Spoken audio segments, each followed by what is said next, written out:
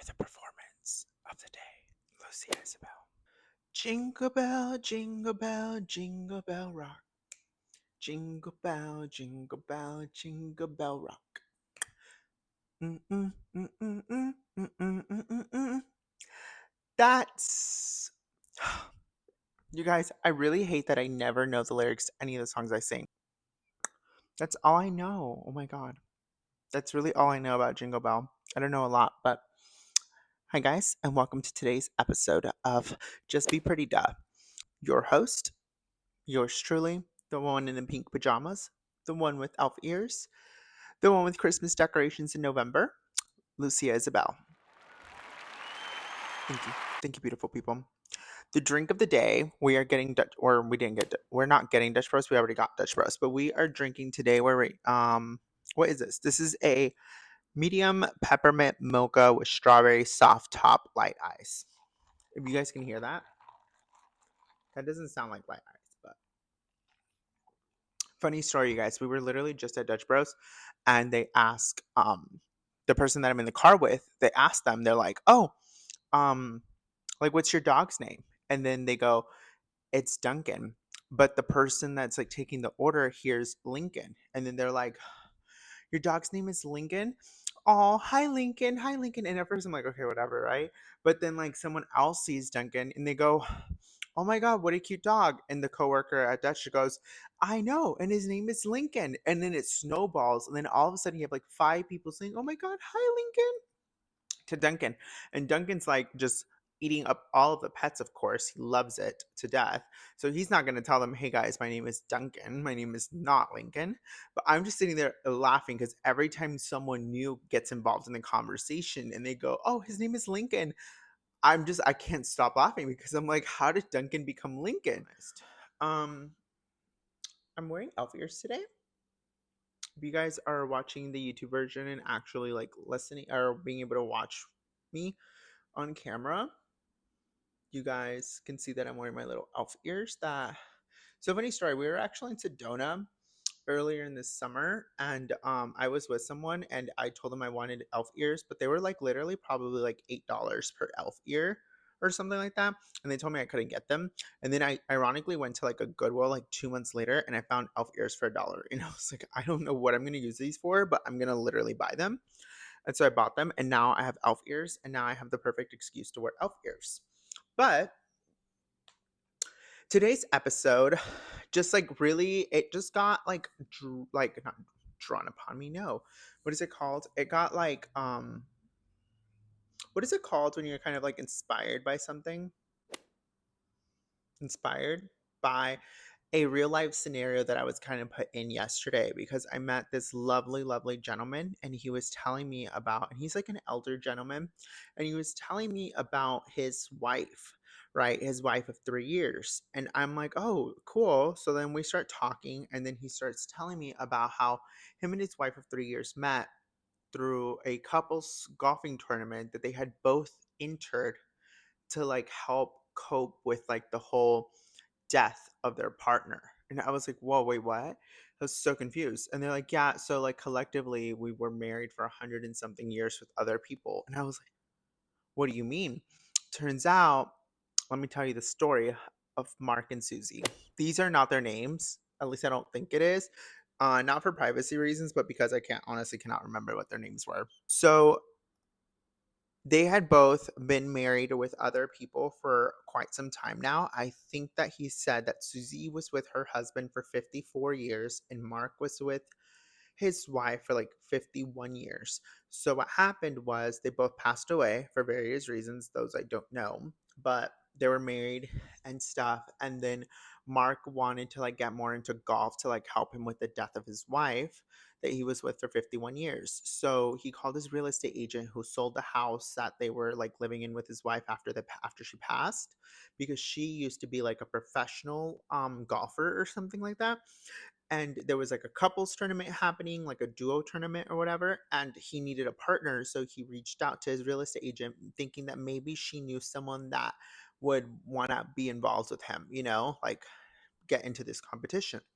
Turns out the real estate agent, we'll call her Ashley, Ashley was at the time giving lessons to this lady named Susie who had lost her husband of 54 years. So she was like, "Yeah," Ashley tells Mark, "Of course I have someone, like, I'm thinking about them, whatever." So they get together, they do this golf tournament, and I guess that's where, like, the love story begins. And then now 3 years later, they've been together and married, and they've been married for 3 years. They've been together since then. Um, and I guess the moral of the story and, like, the big question of the day is, can you be in love after death? Because I don't know. I'm, like, very contemplated on the subject because, like, I see both ways. Like, option A is, like, if I meet the love of my life and I'm, like, with the love of my life and I die, I expect them to, like, never in their entire life's existence, like, never ever remarry. Like, I want them to literally live, and I honestly don't even want them to live that much longer after I'm gone because, like, what are they doing on Earth? Like, you should literally follow me. What do you mean? But, like Queen Elizabeth and her husband and how he followed her after she passed. That's so good. So, but, like, at the same time, I'm like, "Oh, like, that's so unfair to be on Earth and not be in love anymore."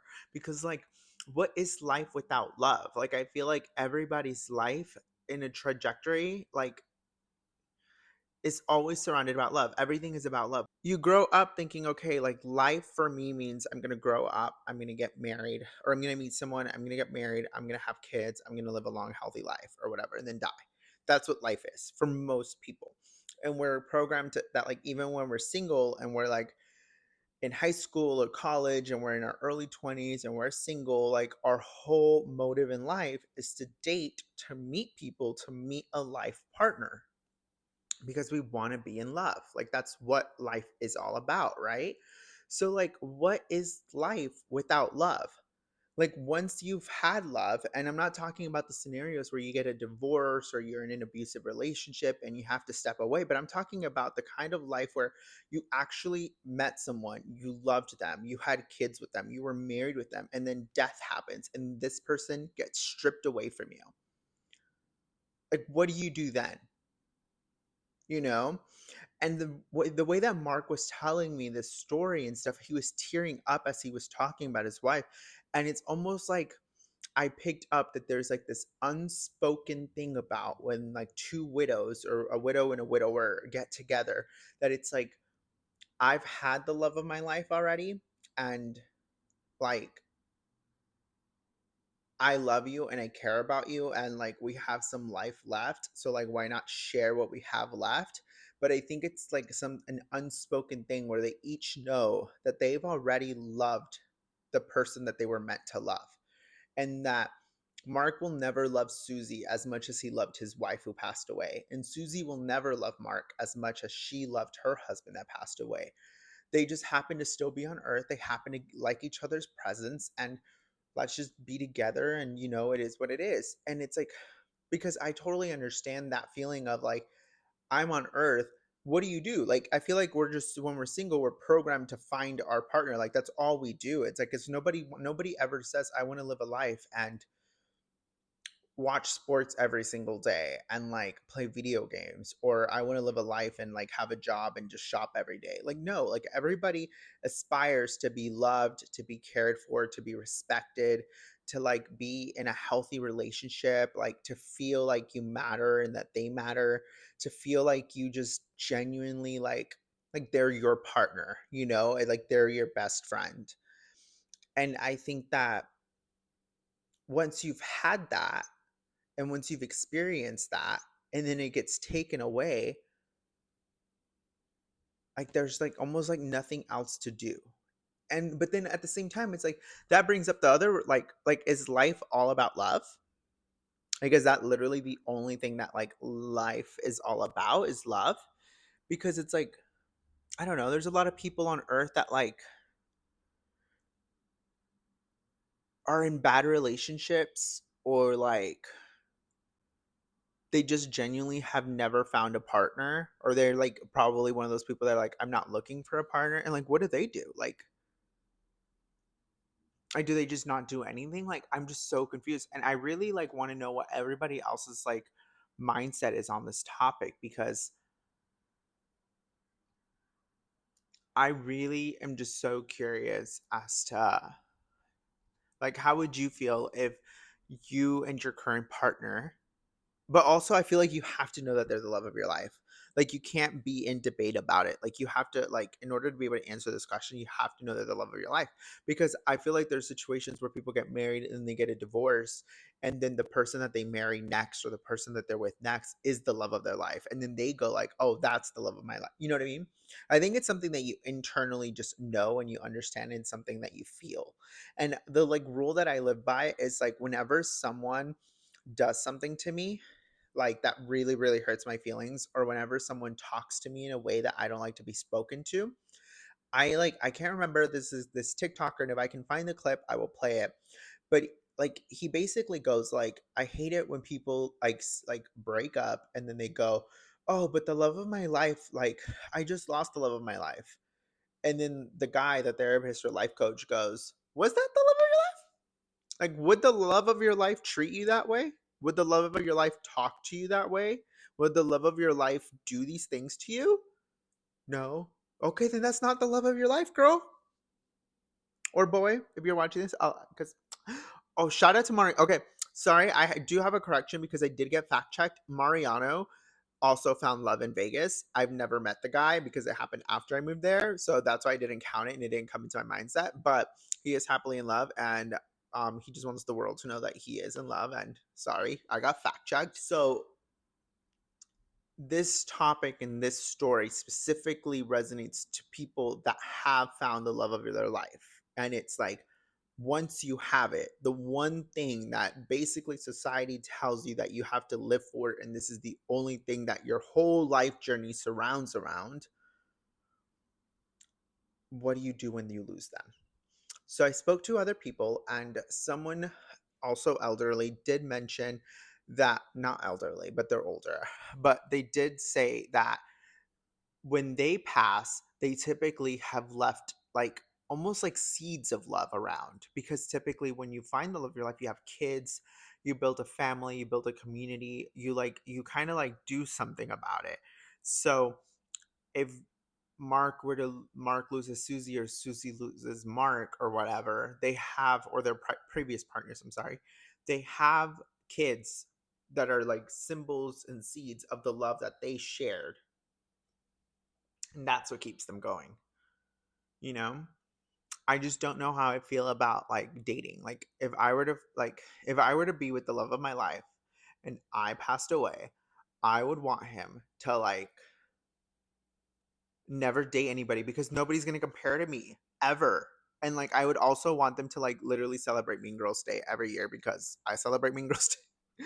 And for every Christmas, I'd still want them to put up all of my pink decorations, because it's only fitting. That's just like the little conversation I wanted to have today, because I'm just like really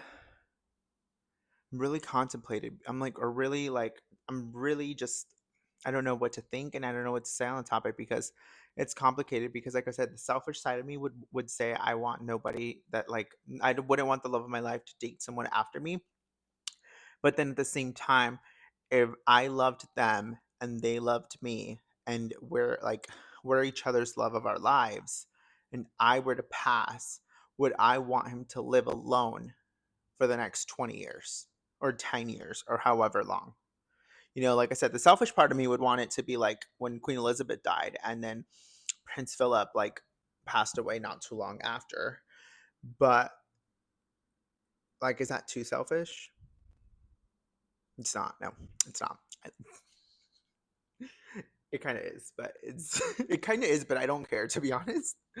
But that is Mark and Susie's love story, and I really just wanted to bring that up into the show today, because I've been thinking about it a lot since that conversation. Do you know when you meet those people that just like really resonate with your soul?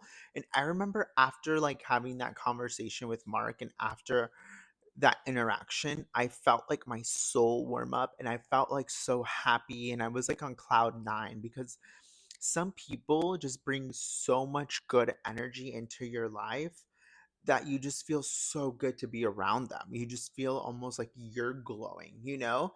And it's like for me, like that's what he did by sharing like a little bit of his like love story. And like it just kind of really like warmed me up, I guess. But I don't know. But also it's like the holiday time. And for me, the holiday time is such a happy time to like be alive. And it's like the only time that I'm actually like super I'm also super sensitive during this time because if someone's mean to me or someone offends me, it really hurts me because it's like, dude, it's Christmas time. Like we should all be nice to each other. Like, you know? So I'm like, whenever someone does something that like bugs me or something, it really hits my soul because I'm like, I want to live in a Hallmark movie where we just like everybody's so nice and everybody's like so in love and everybody's just so sweet. Oh my god, guys, I'm gonna cry. Stop. I don't want to cry. No, because seriously, I cry all the time. But I just like wish that we were all like happy and like we were all like in love, and I wish that like nobody had to like mess anything up. I think that like people just mess up really good situations sometimes and they don't even realize what they did until it's too late. But I'm not gonna cry. Instead, because I'm already crying, you guys. Oh, this always happens. I just want everybody to get their happily ever after. That's what everybody deserves. I feel it's so stupid because you guys, I'm literally crying and I have elf ears. Ugh. You guys, let's answer some questions, okay? Because I literally asked on social media for people to send me anonymous questions and I took a look at them. They're not all horrible, but I do want to see what people said. So let's see. I also hate that they're anonymous because I really want to know who asked these. Someone asked, do you always leave people on red? Whoever sent this, I know for sure they got left on red. And I apologize. I don't always leave people on red. I actually try to be really good about responding or at least giving you a reaction. But if I missed one, I'm so sorry. I really try not to. Next question. What is the list of plastic surgeries you would get and not get? That one's hard because I literally live by like Sofia Vergara's rules of beauty and I would like get any surgery in the world to like make sure that I look good. So like when I'm like 50, I'll get a facelift, like no problem about it. I'll be like the first in line. My like 50th birthday gift from my husband at that point will literally just be a facelift. What chapters of life did you learn the most from? Hmm. These are rapid questions. I'm just spitting them out, guys. What chapters of life did you learn the most from? I definitely think I learned the most from being in Vegas because it was such a crazy time for me, but literally I had no like immediate family, like no mom, no dad there, no siblings. I kind of built my own community of friends there, friends that were so supportive and like friends that like were there during a stage in my life and then probably like disappeared for a little bit and then came back into it. But looking back at it, I would have not been able to get through so much very difficult situations in life without friends like these. And I'm talking about like Isioma, Valeria, Vanessa, Damaris, Steven, Sonia, my cousin Patty, like without these people, and these are like the first, am I missing some? Like I'm sorry, but these are the ones that immediately come to my mind that I went through very specific situations, very specific things, and they were the kind of people that like when I couldn't do stuff, they would do it for me, if that makes sense. And then I have other friends like Anna, Casey, Mariano, Simpson Taco that brought smiles and joy to my life at times when I was trying so hard to fake them, you know? So I think Vegas was definitely the toughest, but the best situation that's ever happened to me. And it made me who I am today. It gave me the confidence I have today. It gave me the vulnerability I have today. And it gave me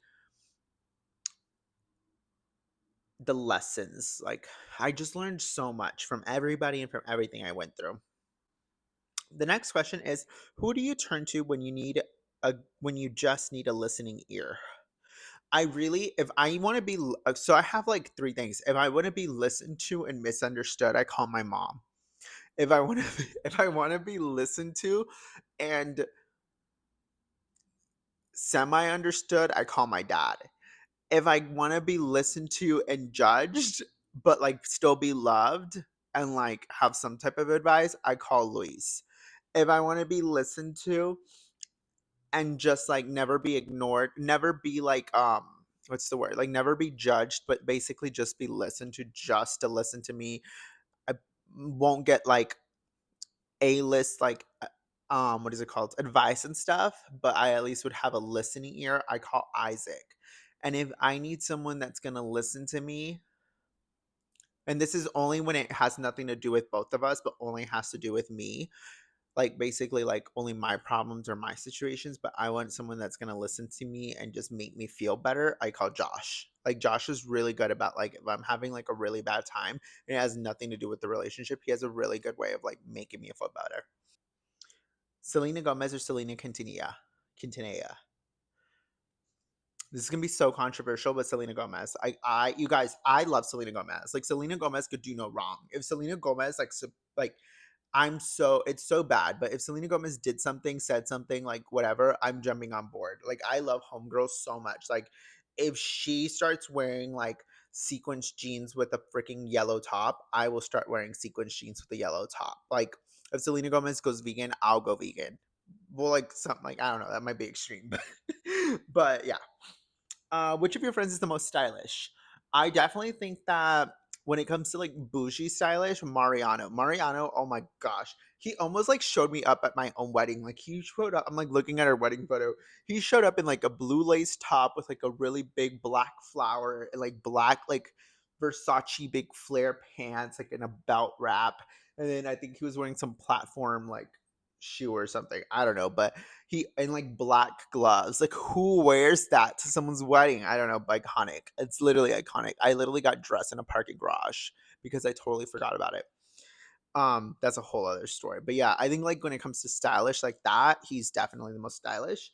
Um Other really stylish friends I have are like he's the only one that really comes to mind when it comes to like fashion like that because I'm like, oh, he's such a moment. Like I'm like people say I'm a moment and people think that I'm like really good, but I'm like really like stylish and like a Serena Vanderwoodson kind of way where it's like I just like throw stuff on and it just happens to look good versus like and like add confidence to it versus like Mariano is like more of a Blair Waldorf and like he's very like posh. He's like very everything's so articulated in his like wardrobe.